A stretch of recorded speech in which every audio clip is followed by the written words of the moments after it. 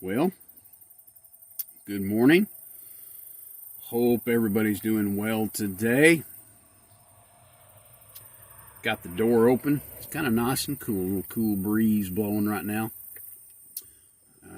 It's nice, at least for the moment, till that sun gets up above the trees and gets up in the sky, and then it's going to be another blistering hot day. But it's Thursday. It's Thursday, so we're doing good. And it's going to be okay. Again, this is the day God's made, so let's just rejoice, be glad in it. Everybody have a great day. Man, we have, let me throw this out at you real quick. Back to school bash this Friday, tomorrow at 6 to 8 p.m. at Ambassador Baptist Church in Ennis, Texas. 2200 Ensign Road, okay? Right across the street from the high school. Man, I want to say thank you to Caleb, our youth pastor, and Miss Sharon for putting all this together. Man, they've done a great job. I tell you what, if you have teenagers, okay, please think about coming. I'm telling you guys, the first, second, third place prizes, man, there's something else. They're off the charts. Just for playing a little Mario Kart video game. It's a video game Mario Kart tournament. First place is a $50 gift card to GameStop. And there's a gift bag that goes with it I don't know what's in it, but it was given to us by GameStop. All kinds of stuff in there, maybe games and other stuff.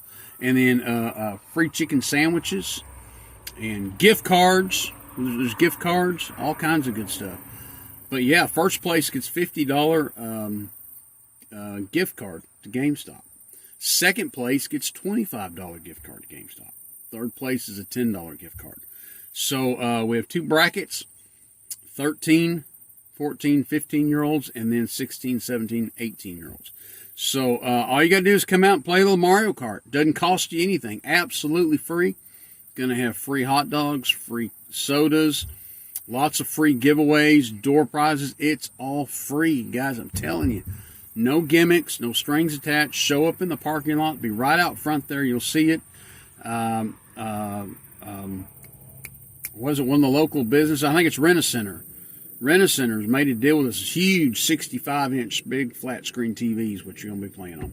So it's going to be a lot of fun for teens, all right? We'd love to see you out there tomorrow night. I'll be doing hot dogs, okay? So come by, get you a free hot dog. All right, it's good. I'm telling you, no gimmicks, no strings attached. Just show up, teens. It's sponsored by the youth group here at Ambassador Baptist Church. Love to see you there. All right. Hey, let me give you something, man. This is a tough one this morning. This is a tough one. So I'm reading here in 1 Kings, chapters 15 through 18. And, we got the Civil War going on. I know it gets confusing, some of y'all, if you're reading along and you get into 1st, 2nd Kings, because you've got the king of Judah and then you've got the king of Israel. Okay, so Judah and Israel, they've kind of separated. Remember, because of Solomon's sin, Solomon falling into idolatry, God said your kingdom's going to be split. And so there's 10 tribes that make up the nation of Israel now, and then Judah is its own separate entity. And you've got a king over Judah, and you've got a king over Israel. And as you read through the book of 1st, 2nd Kings, you get this... like I said, it can get confusing because you get good kings that rise up in Israel, and you get good kings that rise up in Judah, but then you get bad kings in Israel, bad kings in Judah. And sometimes there's a good king in Judah, and sometimes there's a bad king in Israel. And I know it's hard to keep up with. But in this case, we've got a guy by the name of Asa. And Asa is of the lineage of David. And Asa comes on scene. He's a good king. And he's in Judah. Okay, he's in Judah, not Israel, Judah. It's the smaller kingdom. But Asa just determines in his heart, he says, I'm going to do it like my father did it. I'm going to do it like David did it. I want to be that kind of a king. I'm going to be a good king. And the Bible says here in verse 13 of chapter 15, it says, and also Maacah, his mother, this is Asa's mother, even her he removed from being queen. Now this is deep today this morning. Now listen, stay with me. Asa even removed his mother, who was queen. Why? Because it goes on to tell us why. Because she had made an idol in a grove, and Asa destroyed her idol and burned it by the brook Kidron. See, his mother was queen, and she was worshiping idols. And Asa says, we're not going to do this anymore. And Mama said, yeah, we are. And Asa said, I'm king. Guess what? You're no longer going to be queen, because we're not going to have that hot mess in here anymore. I know this is hard to hear, and this is hard to do. Listen, folks, it takes courage to take a stand. And on any platform, I don't care. It takes courage to take a stand at work. It takes courage to take a stand in this world. It takes courage to take a stand sometimes in church, with friends. But listen, it takes so much courage, and sometimes it is so hard to take a stand for what's right and what God wants us to do when it's our family. It's hard. I'm not going to lie to you. But I'm going to tell you right now, every family seems to have one. You know, there's always some family member that's just, man, they just out there acting a fool. And then they want to come to your house and act a fool at your house. You know, Christmas time or holidays or something. There's an aunt or an uncle or a cousin that show up at a family reunion, you know, just acting foolish. Here's the thing. Now, let me tell you where I stand on this. A little further in our reading this morning, we get into Elijah. And we see that whole story, that great story there about Elijah and the prophets of Baal on Mount Carmel. Elijah makes this statement. He says, how long will ye halt between two opinions? He asks the children of Israel, how long will ye halt between two opinions? You know, Joshua said, as for me, choose you this day whom you will serve. As for me and my house, we will serve the Lord. Folks, we got to decide. We have to decide. We're either going to serve God and do it God's way, or we're going to do it the world's way. And we can't let even family sway us. We can't let family do that. Because ultimately, eventually, we're all going to die.